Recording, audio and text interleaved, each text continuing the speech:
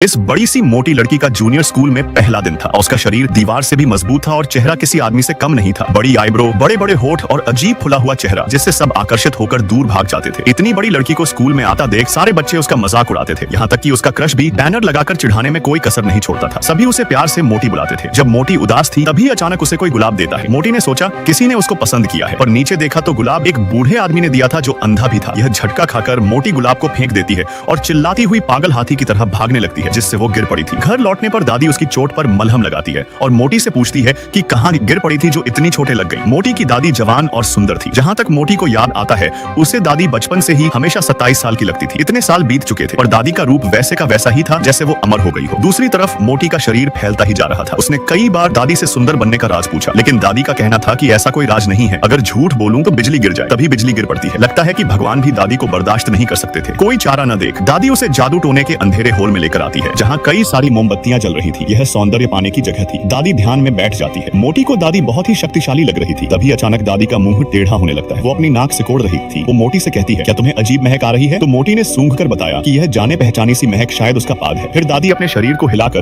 काले जादू के मंत्र पढ़ने लगी थी। यह देख मोटी खुश होकर पूछने लगती है कि कौन सी परी आने वाली है, पर दादी का कहना था कि ठंड से उसने बस जमाई ली थी। तभी दादी मोटी को शांत रहकर ध्यान देने के लिए कहती है। मोटी हामी भरकर दादी के मंत्रों को ध्यान से सुन रही थी। तभी मंत्र खत्म होते ही दादी के मुंह से एक कान खजूरा निकलता है और सीधा मोटी के मुंह में चला जाता है, जिसके अगले पल ही दादी जवान से बुढ़ी हो गई थी। यह देख मोटी इतनी ज्यादा डर जाती है कि वो घर से बाहर भाग निकली थी और तूफान में चीखती हुई वो किसी चीज से टकरा जाती है। जब उसने सिर उठाया तो सामने सफेद कपड़ों में एक सुंदर स्त्री दिखाई दे रही थी। उस सुंदरी ने एक क्रीम की बोतल निकाली और मोटी को लगाने को कह रही थी। इस लगाते ही तुम भी मेरी तरह जवान और खूबसूरत बन जाओगी। यह सुनते ही मोटी की खुशी का कोई ठिकाना नहीं था और जब सुंदरी जाने लगती है तो मोटी जोर जोर से चिल्लाने लगी थी। पता चला कि मोटी एक होर्डिंग बोर्ड से चिपकी हुई थी जिसमें उसे सुंदरी की तस्वीर थी। तभी दादी भी पीछे से आ जाती है और मोटी की टपली बजाकर उसको होश में लाती है। बेचारी दादी मोटी को सुंदर बनाने के चक्कर में खुद भी बुढ़िया बन गई थी।